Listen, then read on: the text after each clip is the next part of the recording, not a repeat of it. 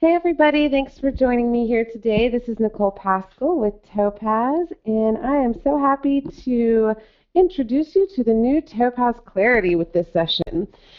All right, so let's go ahead and talk about kind of what the program is used for and why we created it, and then go into the actual interface and talk about each individual area of the interface and what each tool does.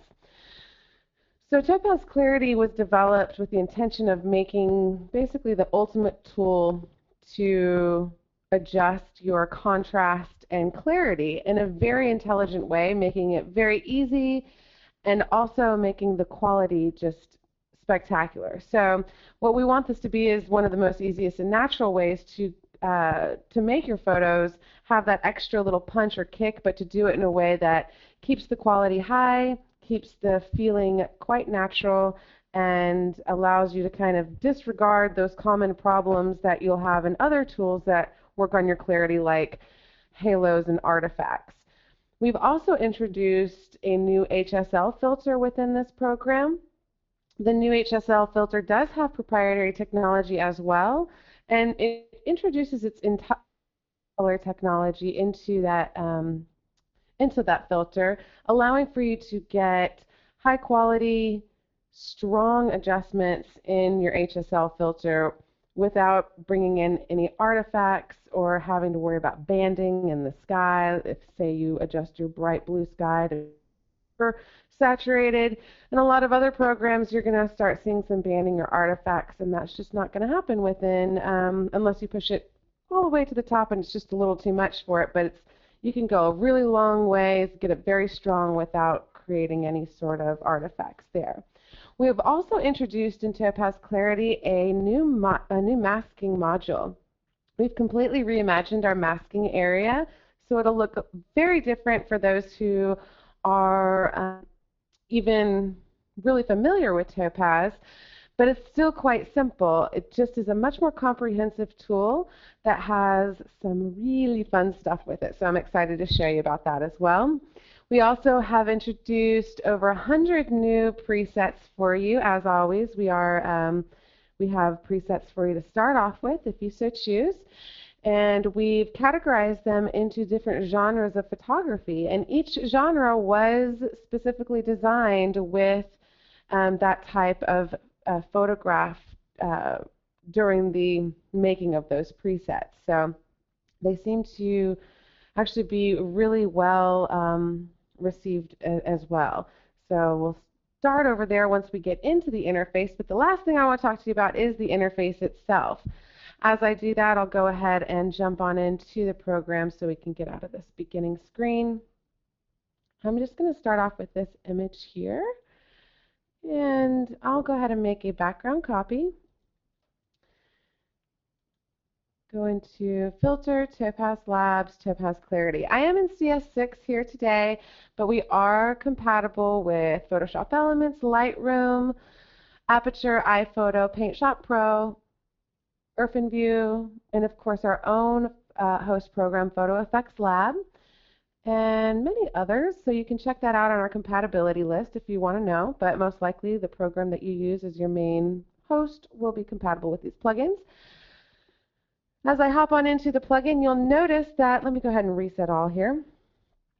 Especially if you're familiar with Topaz, you'll notice that it is set out in our kind of standard effect-based workflow with our collections and presets over here on the left. We have our main viewing area and the viewing options in the middle, and then our adjustment panel with the different tool sets here for you on the right. However, you might notice that once again our interface has developed further along.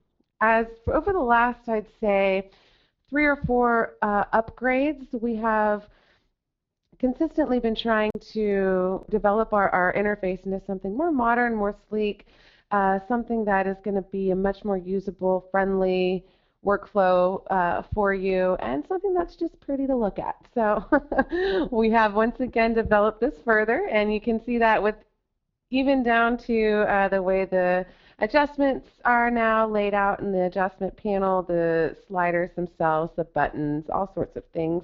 And some of the tools are a little bit different, the icons and other things within this program, so we're going to go over all of that.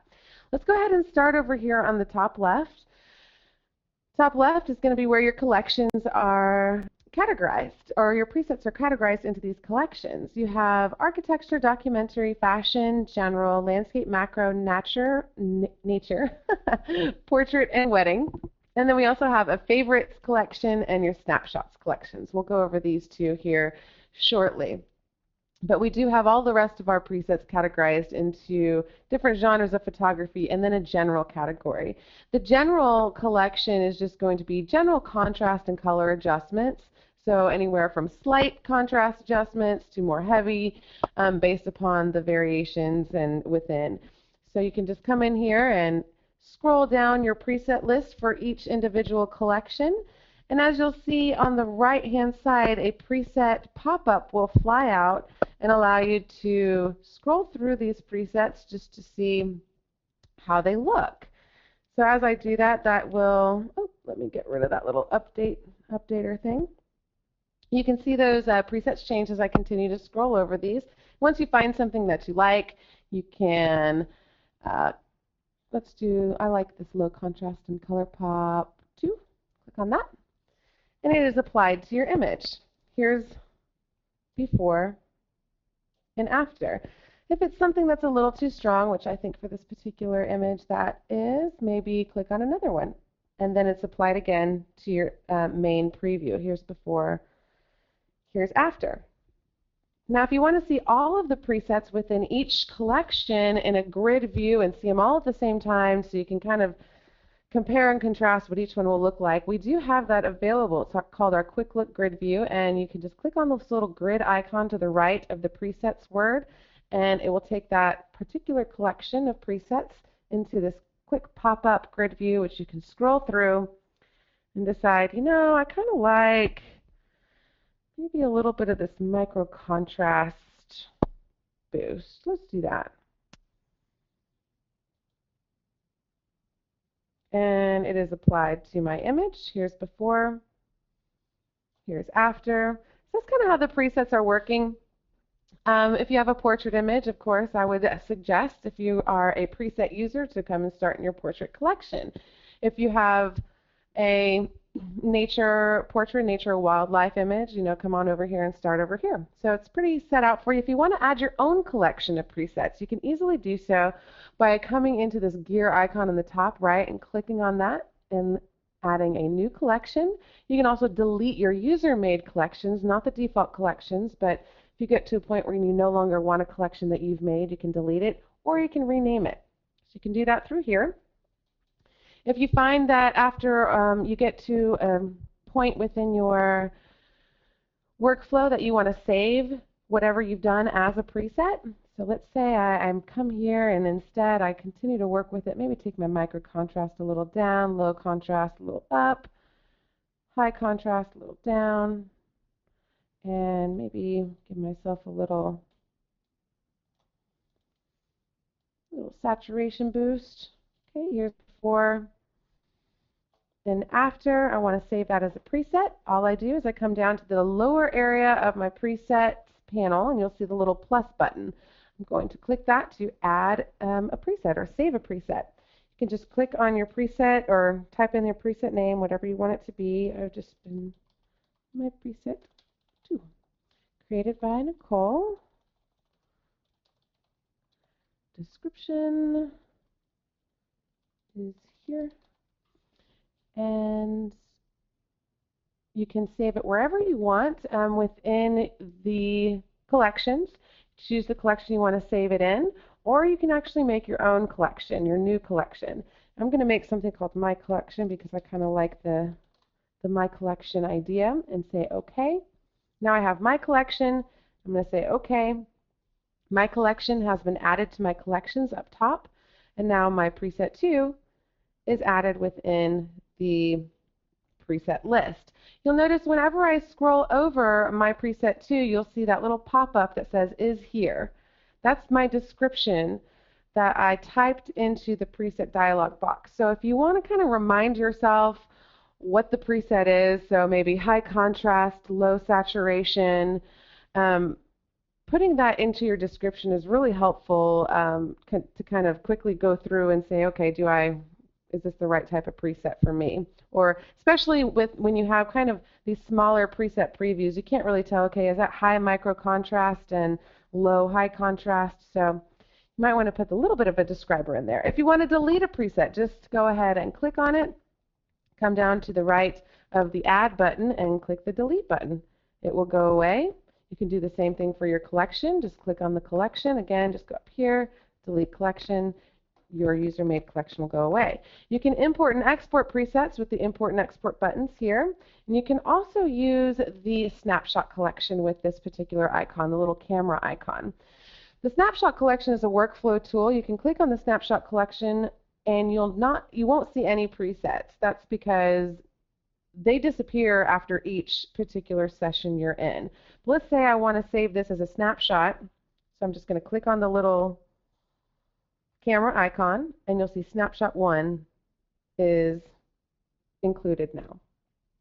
Then maybe if I want to see what it looks like with a little bit more saturation, maybe take my BlackLevel up just a little bit more, and snapshot 2.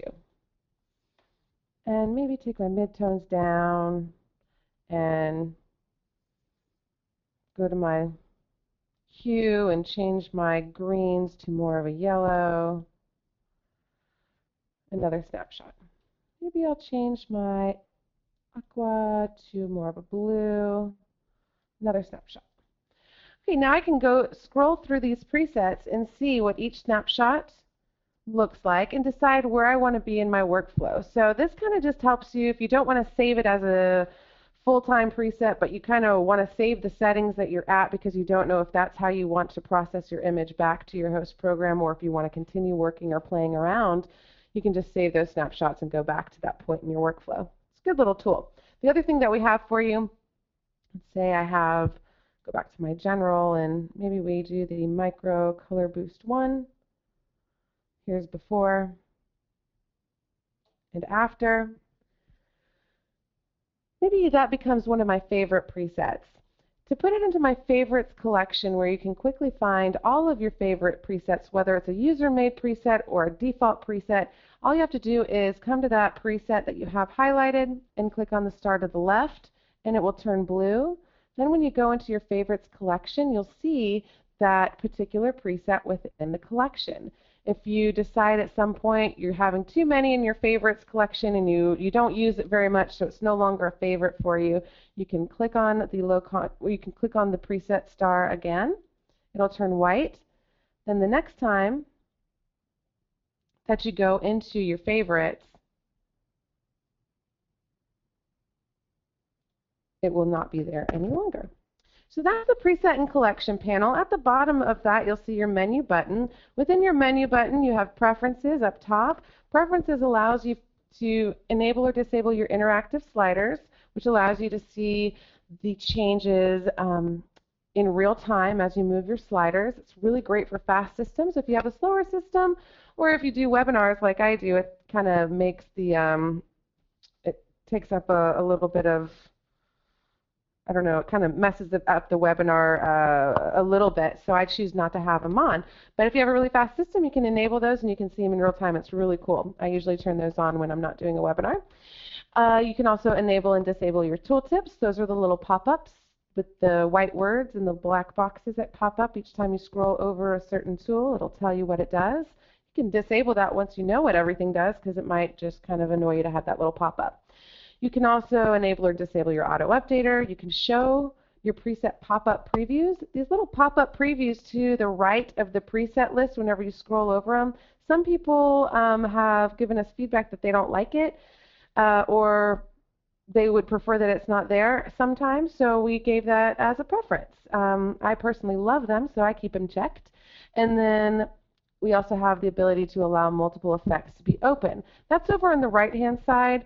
So you can allow for all of the different box or different groups, tab adjustments, whatever you want to call them, all of them to be open at the same time, or if you'd rather just have one be open at the same time, so when you click another one open, the other one closes, then you can uncheck this Allow Multiple Effects Open.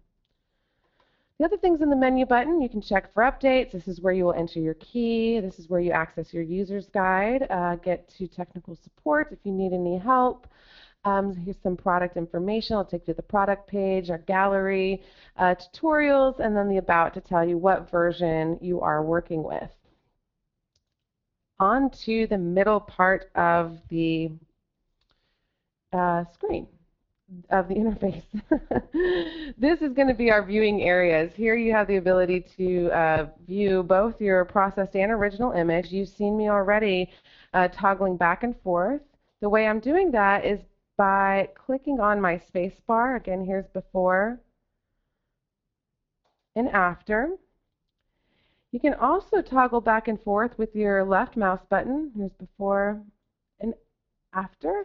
And then you can do a couple other things as well in this top left area. You can see your original image. Let me go ahead and make this a little bit more, we'll play with the contrast actually. A little bit more dramatic so you can see the before and afters.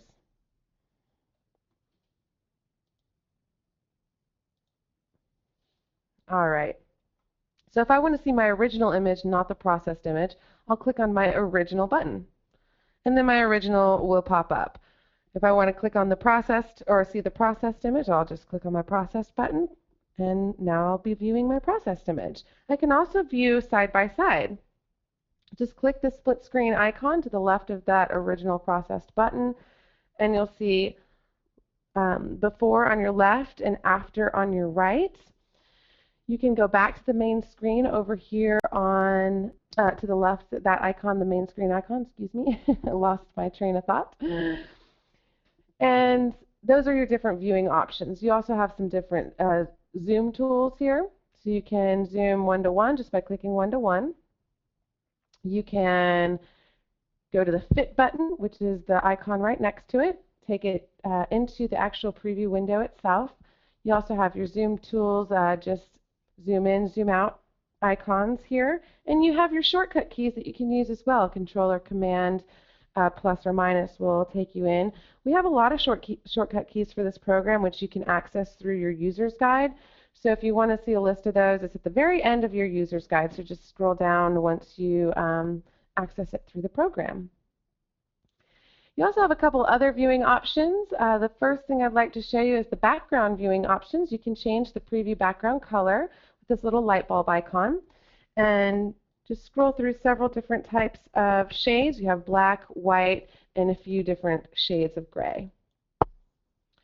You also can view your image without these side panels. So if you don't like the collections or presets, you never use them, you're never going to use them, then you might not want this over here. You can just click on this, and the collections presets panel will no longer be there. It'll allow for your image to be larger whenever you scroll in, so it'll fill up more of the space, and you can really get a larger preview. Go back to the Fit, and the same can be said of this one. If, of course, I always think the adjustment panel needs to, not necessarily be closed. I think it's kind of important. But if you want to see your image without any sort of distraction, you can easily close this panel as well just by that arrow up top. And then you have just a really clean way to view your image on several different types of backgrounds. I'm going to pop both of those back out and continue on over here to the right. We'll start up top with our navigator tool. When I zoom in and out with my navigation tool, you'll notice that my little navigator window has this blue box that pops up. I can drag that blue box around to see exactly where in my viewing area that this little blue box is. So that's a nice tool to have for your navigation window. I'm going to go back to Fit. You also have a loop tool. The loop tool will allow you to see just one specific area of your image at 100%. So I'm just going to take this and move it around, and you'll see that the loop view changes as I move this dotted box around the image. I can also just click anywhere. I don't have to move the box at all, and the actual box will just jump to that area. We also have a mask view, which I'll get into here shortly, and then a histogram view that lets me see, okay, there's some clipping going on, and there might be some clipping going on in my blacks as well. And as I work with my tone levels, I can start to try to change that and view my histogram as I do that and see if I can improve some of that clipping that might be happening. I'm going to go back to my navigation window, and we're now going to talk about the good stuff down here. The first thing that we have is our Clarity tab. The Clarity tab is really where the main technology within Clarity is. So here you'll find the Dynamics group, which even more so is where most of that technology within Clarity is. And it's going to break down your image into several different contrast variations. You have a micro-contrast variation, low contrast, medium contrast, and high contrast. It's kind of difficult to explain without showing you visually, so I'm going to do that first as I explain it. I'm going to press Reset All and come one-to-one. We'll go to an area that might be kind of interesting to look at. Do this one. The first thing we'll talk about is microcontrast. Microcontrast will basically affect everything in your image. It's going to affect even the tiny little contrast differences between even something as this this wood here. It's not going to be just affecting the lights and darks. It's going to be affecting everything from the grass, here's before and after, from the seat here, before and after, from the wood, grain, everything is affected, majority of everything is affected by this microcontrast variation because it's a very small contrast variation, very small contrast differences is what it affects. If I get rid of that and go to the low contrast is basically the shorter midtones, so the shorter variations of your midtone areas. So it's not going to necessarily affect the microcontrast right where this hand is going down this piece of wood. You'll see that all this grain in here is still pretty smooth, but it's affecting a little bit brighter and darker areas and kind of leaving those flatter areas alone. Here's before and after. So it's those midtones areas. It's still going to affect a lot of the image, just not as much as that microcontrast does, which, as you can see, affects all this grain within this piece of wood. Then we get into the medium contrast. The medium contrast is still basically your midtones, but it's going to be the longer variations of your midtones. So you'll notice in these flatter areas, those that didn't have a lot of extreme contrast in the beginning, not really affected all that much. The seat's not very affected here. Here's before, here's after. So the overall tone changes, but the little contrast variations within the seat itself do not change at all. So that's kind of how you can think about what this technology is actually doing. Now if I go to my high contrast, it's only going to affect the brightest and the darkest areas, and it's going to kind of leave all of these little other midtones and shorter contrast variations alone. Here's before and after. Again, one more time, before and after. So changing your high contrast variation versus your micro contrast variation is going to give you a completely different type of feel. Now, the thing to remember that makes this program pretty special in my eyes here is the fact that the developers have come up with technology that basically eliminates the problem of halos and artifacts that can be when you are giving your image a little bit of punch and dynamic contrast and clarity. So something like even basic just I mean, this is actually pretty extreme, but something like this, here's before and after, would usually cause some halos and artifacts to appear, especially if I had some major contrast changes around the, let's say around the tree over here, when you have a lot of light and darks right up next to each other. This program, you're not going to find that. It basically eliminates that within the actual contrast adjustments. And that's something that really kind of makes this product a little, well, not a little bit, very different from other contrast adjustments. Now let's maybe MicroContrast. I'll take my low contrast up. I'll leave my medium contrast alone. Yeah, I kind of wanted a little this effect. Here's before, here's after. Let's say I get to this point. Actually, I am going to take my medium contrast up because it'll start to kind of make my shadow areas a little bit too dark for me, and it's kind of closing in on that shadow area. It's not clipping it necessarily at this point. Let's go 1-to-1 and look at it a little bit closer.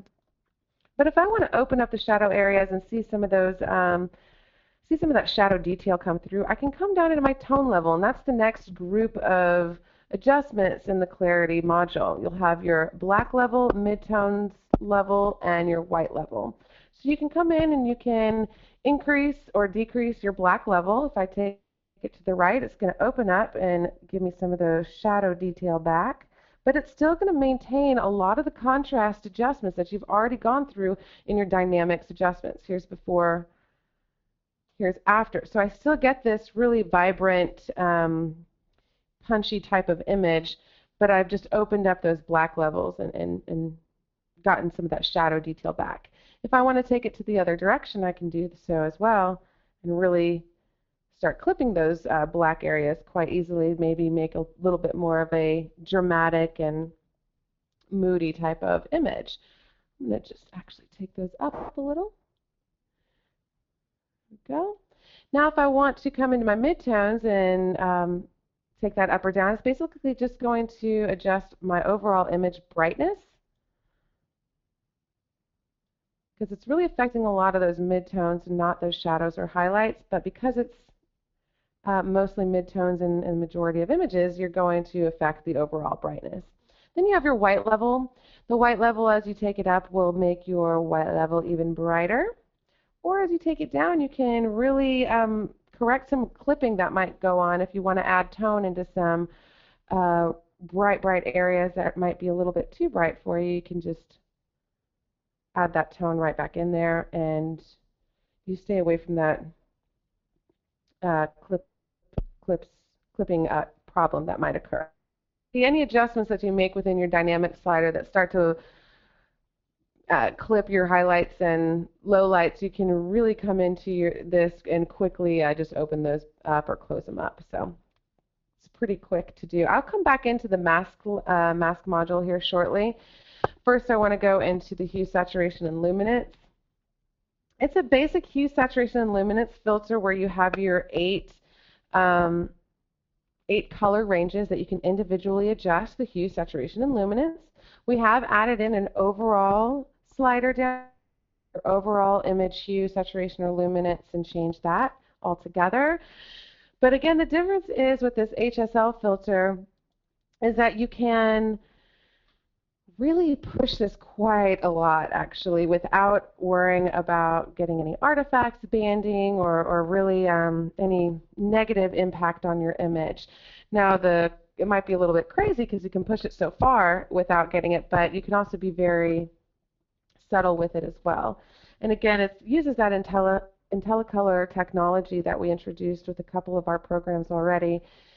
So, for example, with my luminance,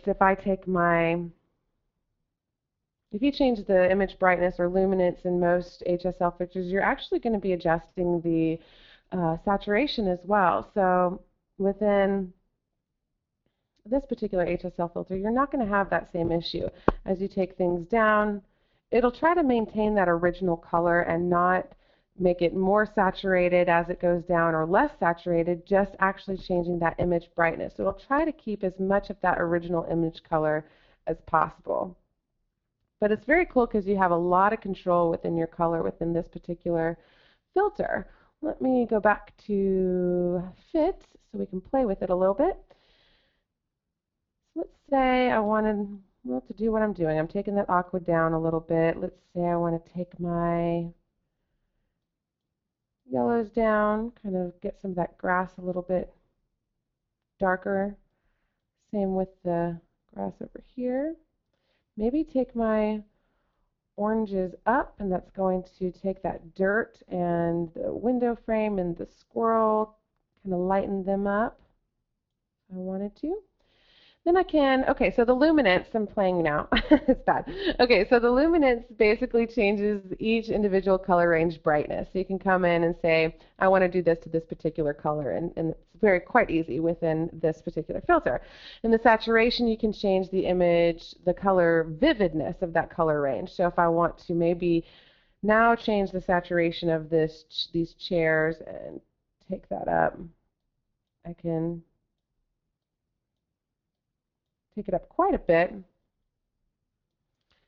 maybe the grass, and get really crazy with that green. So you can really go really strong with a lot of these saturation adjustments, but the quality of this is great. It's not going to start adding in those color artifacts that you might see in other programs. Let's see here. The hue is going to allow you to actually change the color of a certain color range. So if I go back to that aqua and I want to change that to blue, I can do that. Actually all the way to purple and maybe to green as well. So you can come in and just slightly change it or go a little bit more drastic like we did there. I'm just going to slightly change it to a little bit more blue. I might slightly change my green to, or my yellow to a little bit more red, kind of making that grass a little bit more sun-like, sunsetty. So here's my before and here's my after. Again, before and after. Now I want to talk about the masks. The masks are awesome. Let me go ahead and bring in an image where you can really see the power of it, and I don't have to get so intricate with it during this session. But the great thing is you don't have to get very intricate with most of these masking tools that we have for you. I think I'll bring in this one's always a really great example actually, because it shows you the power of how quickly you can work with this. Okay, going back into Clarity. Okay, so one of the great things that makes this HSL filter even more spectacular in my mind is the fact that you do have an individual mask for that. So we have an individual mask for the Clarity module, and we have an individual mask for the HSL module. This is going to be something that we start doing within our program, so you can have these individual adjustments, and you don't have to just mask out one. You don't have one individual mask for the whole thing. You have it for each type of adjustment you're working with. So I hope that is something that you guys will find valuable. Let me go ahead and reset all, and I'm going to do something that's just kind of a little more nutty. Let's go. Oh, that was the wrong one. That's a macro group. Just so you know, whenever you click on a collection, it will prepare your previews if you have these flyout previews on. But it'll only do it once for that particular collection. So now I'm going into my general collection. It's loading those presets. And I can go back into my macro collection, and it's an immediate going into, and now I can go back into my general, it's immediate. So it only happens once within each session for each collection. So just know that that is what's going on there. So let's go to low contrast and color pop or micro. We'll go a little heavy-handed here. We'll go micro color boost. Now this is a general preset that's going to really focus in on your MicroContrast. It's going to be a little bit heavier than the Micro Color Boost one. So it's micro, plus you get a lot of HSL adjustments in here. Well, what about if you click on this preset and you really love what it's doing to the foreground into this building, but you hate what it's doing to the sky, which I'm not a huge fan of what it's doing to the sky with this really vivid color blue. I prefer this blue, and if anything, I prefer the opposite direction to desaturate it. So I can easily just pop on into my masks module. When I go into there, it'll automatically go into my mask view, and here's the new interface for our masking module. We now have a reveal and hide technology. It's kind of the same things that we had before, but you can think of it like a white and black paintbrush or brush modes. So when you have a white, when you start off with this reveal mask, which is white, it automatically by default is going to go to this hide brush, which is black. So when I paint on my image, you'll see that that's a black or darker hide color, so it'll hide the effect, as you can see. So let me go ahead and reset all. So that's the reveal and hide technology. You have your undo and redo buttons here. You have the ability to invert your mask, so if you'd rather paint it in as opposed to paint it out, you can do that. You can click on that. You now have a hide mask, hide all, and you can click on your reveal white color and paint in the effect as well as paint out. So quickly you can do those types of changes with just these little icons. Let me go ahead and reset all, and I'm actually going to go back to my reveal all. All right, as we go down into here, we have two tools here. We have our brush tool and our gradient tool. We're going to start off with our brush tool. The brush tool has three different types of brushes. It has a normal brush, which when you go along the edges of something that you want to cut out, like the sky,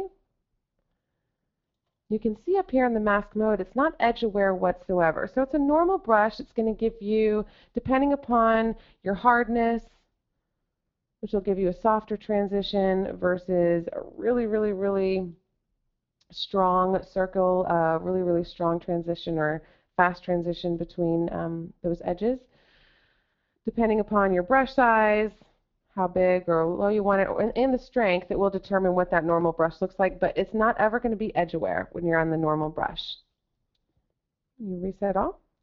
Now I'm going to go to my edge aware, and I'm going to take my strength all the way up to 1, which means it's completely at its full strength. I'm going to take my brush size pretty high, my hardness pretty low, and now I'm going to kind of make the same stroke I did before, but just keeping in mind that I need to keep my crosshairs of my brush on the blue of the sky that I want to adjust and not on the building itself.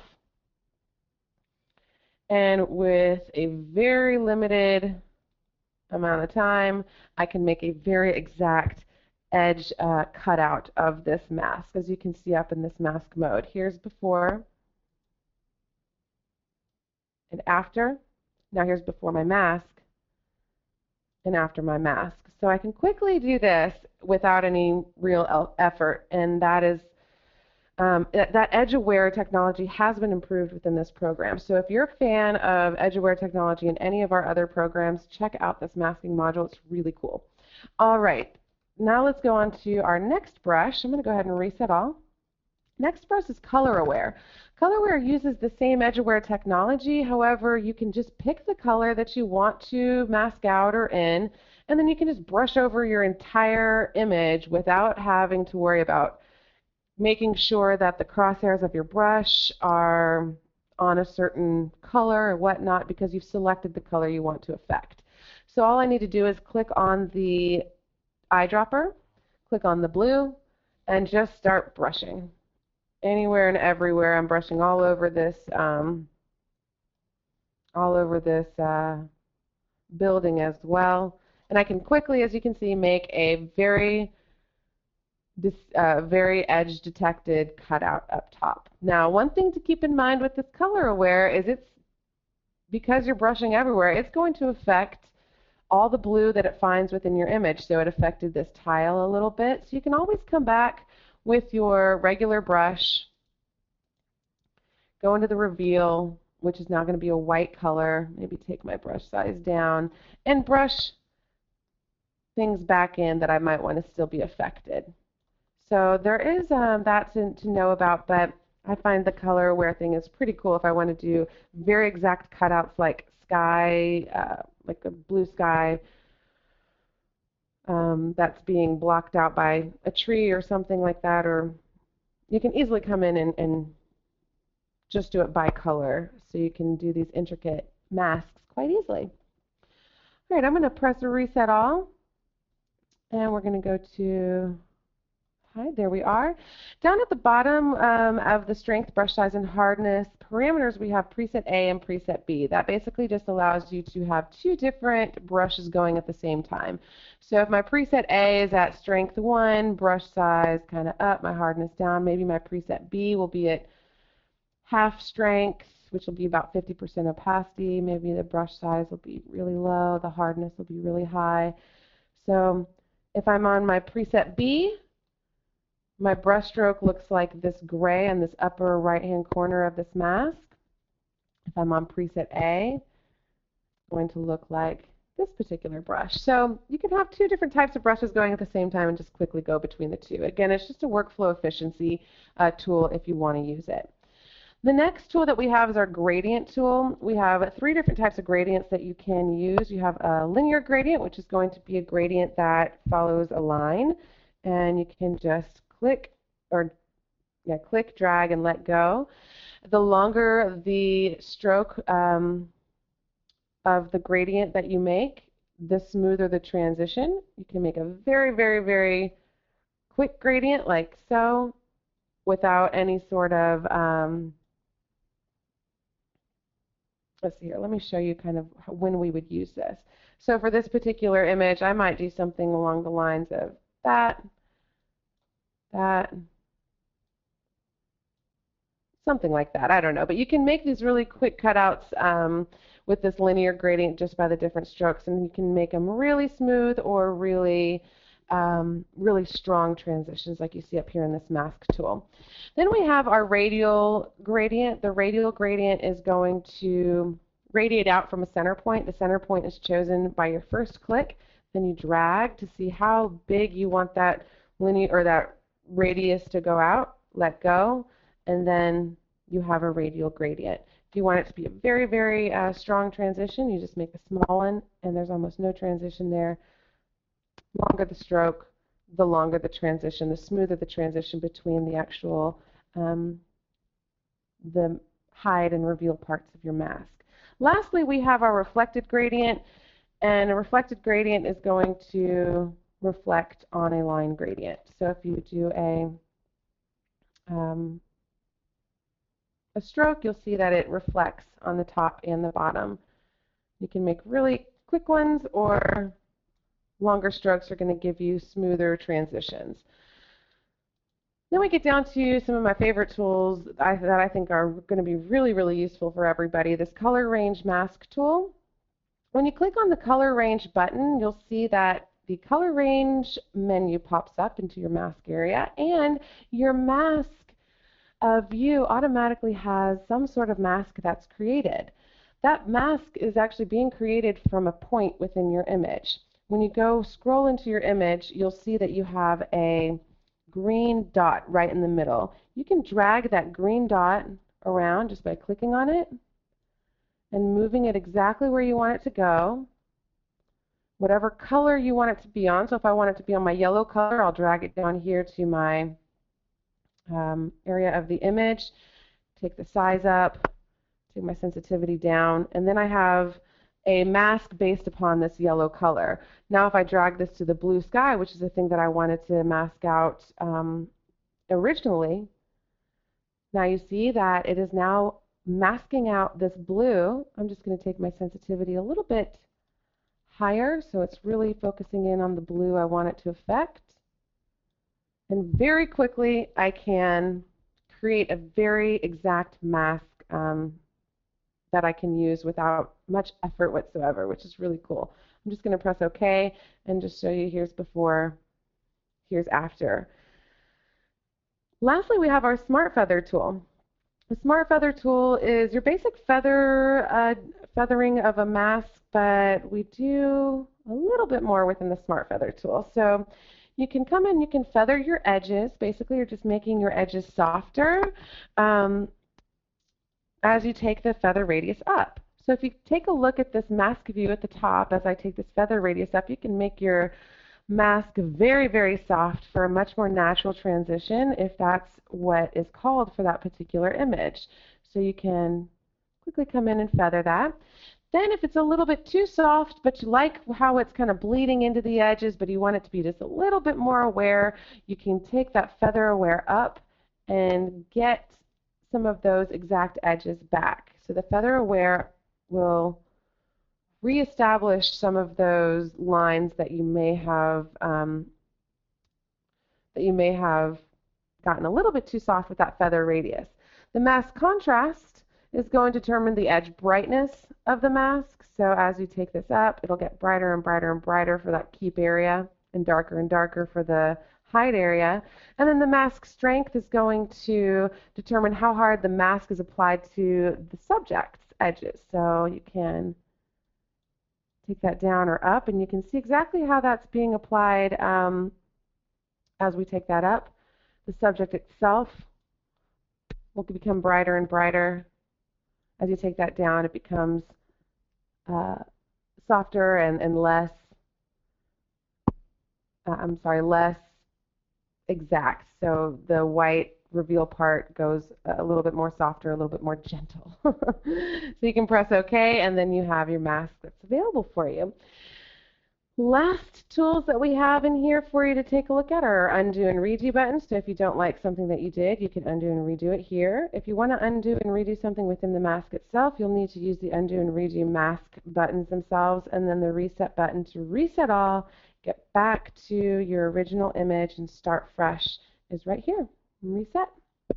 And that is your intro into Topaz Clarity. Again, this has been developed to really give you the most comprehensive yet easiest tool to adjust your contrast in a very intelligent way. So being able to quickly come in, adjust your midtones without adjusting your overall contrast. So coming in, being able to do some low contrast only, maybe just a little bit of micro-contrast, not really affecting this high contrast variation, which if you take it up, you'll see has a lot of effect within this image, but only affecting, a couple things at once, being able to adjust those tone levels to make sure it's something that you'd like, and quickly come up with something that has some kick and punch to it. So you've added this kind of drama and depth to your image without actually giving it a super stylized effect, which a lot of other programs can. Also, it's doing it in a way that basically eliminates the halo and artifact issue. It's a problem that happens when you do these types of dynamic contrast adjustments. It starts to occur in a lot of programs and a lot of clarity adjustments. So this is a really clean tool, high quality, all keeping it very natural so you're not having to deal with some of those artifacts and negative issues you might run into.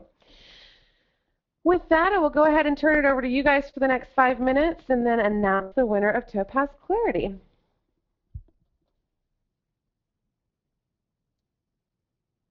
All right, let's see some of those questions. I will stay over because I know I ran a little bit late on my presentation. Got a little excited about some things. So if you have any questions, go ahead and type them into your questions module now. I'll stay over for about 5 minutes. I will still announce the winner at the end of the hour, though. Helen says, attended yesterday's webinar and would love to see some more info on how to use the mask. Hope you'll be spending some time on that today.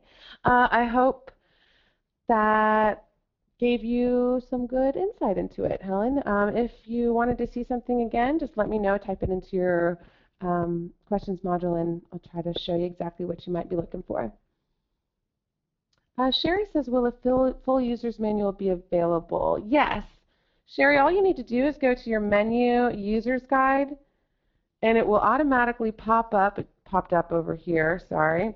It'll automatically pop up your Topaz Clarity user manual within your default browser. It is a PDF thing that pops up in your browser, and you can scroll through that. It has everything about that you need to know about installation, uninstalling, actually what the program is really good for, kind of all of the different features, all the different.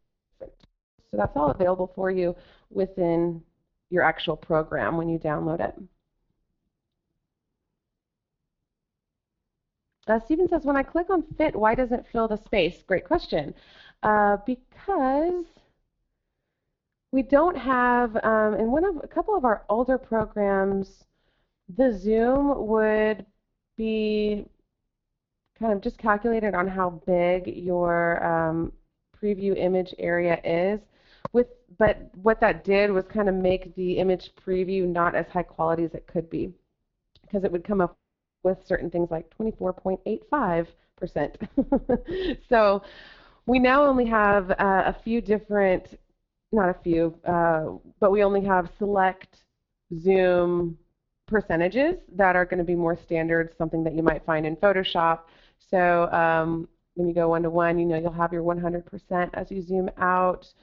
This one goes to 50% and then 33.3, and then I know we have a 25%. It'll get lower, but it has these standard percentages, so it'll just fit within the preview at whatever percentage will fit the best. So even though it's not fitting up to these exact edges, that's the reason why it's not fitting up to the exact edges, and it makes it just that image quality, the preview quality, better, higher quality standard for us. Jack says, how does Clarity work with detail, when to use each? Great question. Okay. As far as working with Clarity, it's actually a really great program to be able to do that. Let me kind of show you.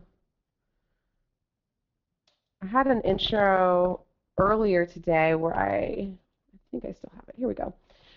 Where I took this image in and I took it into detail, made some adjustments, some heavier adjustments, but just to show exactly what detail did. And then I took it also into Clarity and made some heavier adjustments just to show that it doesn't affect your detail at all. I would always say you will want to use Clarity before you use detail, because Clarity is going to be your contrast adjustments. And usually you're going to want to work with your contrast before you go in and you manipulate your creative or output sharpening. But let me show you first at this 100% level. This is going to be detail. So you can tell right off the bat, I was kind of looking down here in the rocks whenever I was making it. And again, these are heavier adjustments, so I do know that.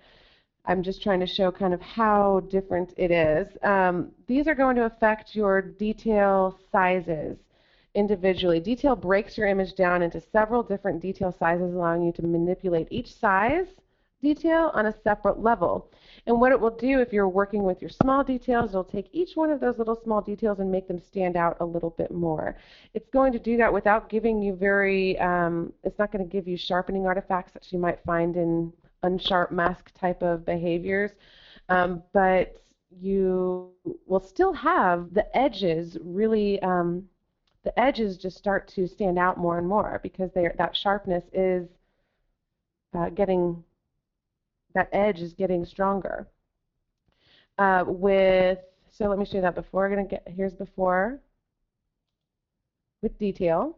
Again, really strong adjustments, I understand. Now, here's before again, and now here's Topaz Clarity. It's going to work on contrast only. So you can come in and you can work with your contrast only, not worrying about your details. Now let's take a look at that 100%. There we go. We'll come down into this area.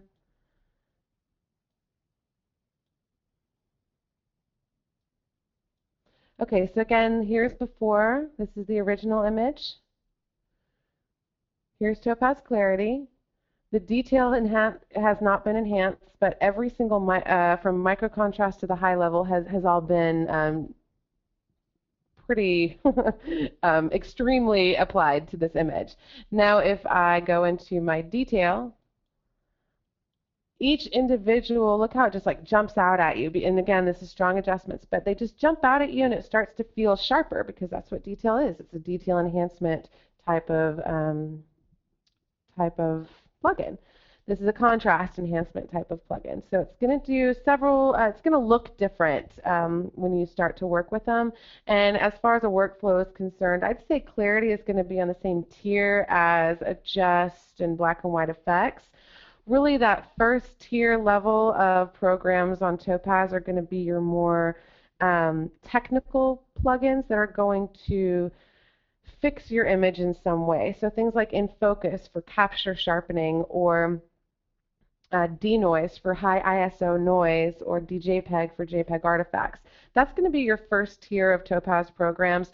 Then you're going to go into more of the programs that work on your overall image adjustments, such as contrast, color, those types of things, or toning, so a black and white conversion, for example. Then you go into that third level tier, which is going to be more of the stylized. If you want to do more stylized things, such as lens effects, and then simplify, clean, and then comes detail at the end usually for your kind of finishing touches, especially for your output sharpening, and then your creative sharpening as well. So that's kind of where it goes on the whole overall workflow and how you would work with it together. Heidi is telling me we're getting some questions about Clarity with portraits. So let me open up some portraits. I've worked with those all. I'll work with this one. I haven't done this one yet in my intro webinars, so I'm going to give you a little bit of a variety. It works beautifully with portraits. Usually Clarity is not, especially if it's a one slider type of deal, Clarity is not going to be very pretty on skin. So especially if you don't have a lot of control over it. But because of the way that Topaz Clarity works, you can take your MicroContrast down, which is going to smooth out the very, very small contrast variations that you have within the skin, and you can still take your low, medium, and high contrast and really work with those and make it a very impactful portrait, but with really soft but realistic skin. So let's go into our portrait presets first. You'll notice that most of these portrait presets, as you click them, are going to be doing exactly what I just said, taking that MicroContrast slider down and pumping the rest up a little bit, and then working with the BlackLevel. So this is desaturated drama. It definitely takes it and gives it a little bit of a punch. This is desaturated without any drama. Here's before, here's after. You can tell the skin is not affected in a bad way at all. Here is portrait one. It's one of my favorites. We'll see how it applies to this image. Let's go one-to-one and check out what's going on. Okay, here's before and after. Again, before and after. That's a little too close for me. I'm just going to go a little bit farther down. Okay, so here's before again and after. Now, it did smooth out the skin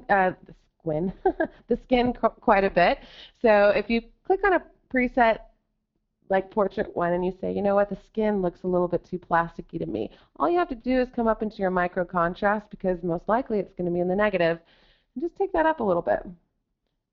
It'll bring back some of that MicroContrast within the skin, giving you back that realistic skin texture that you might have lost by taking down the MicroContrast. Just remember, your presets are usually only a starting point. You can usually go in and adjust them quite a bit. So here's before again and after. For this particular image, I would probably start, I'm just going to start from the beginning. Take my MicroContrast down. Maybe take my low contrast up a little. What about my medium contrast? That's really going to play with that hair and eyes and eyelashes. I'm going to take this high contrast down a little, open up some of those shadow areas that are starting to block up. Here's before and after. Again, here's before and after. And if you want to change anything else, maybe the black level go up just a tiny bit. Maybe take that white level down, get a little bit of tone back in. Again, here's before and after. And then in the hue, saturation, luminance filter, you can easily come in and adjust skin tone with these color range sliders. So if I wanted to maybe take skin tone luminance down or up, I can do that. I can mask out other areas I might not want to affect. Like this image has a lot of orange and yellow and red going on in it, the background. But you can come in and individually work with each of these color range sliders to enhance your portrait images as well. Again, here's before and after. We'll be playing around with this particular program a lot for specific genres of photography over the coming weeks, so keep an eye out for that type of webinar. Because in this particular one, I might go in and actually mask out some of my contrast adjustments, especially in this particular eye that seems to be losing a little bit of that detail in blue, but other than that, I think it's doing a pretty good job. Randall asks, how do you get the manual for Clarity? Again, to get the user's manual, just come to your menu button and go to User's Guide. It will pop up a manual for you, Topaz Clarity user manual. You can print this out if you'd so like. It is a PDF, as you can see, so you can open it up into a PDF viewer versus just the actual browser. That's the word I was looking for. Okay, everybody, I think that is about it. Thank you so much for coming and joining us here today. I hope you're able to join us for an upcoming webinar. If you'd like to sign up for announcements, you can do so at topazlabs.com/list. That's LIST, and that'll just sign up for our newsletter. Thanks again, everybody, and I hope you have a great afternoon or evening or day, morning, wherever you are. Okay, bye.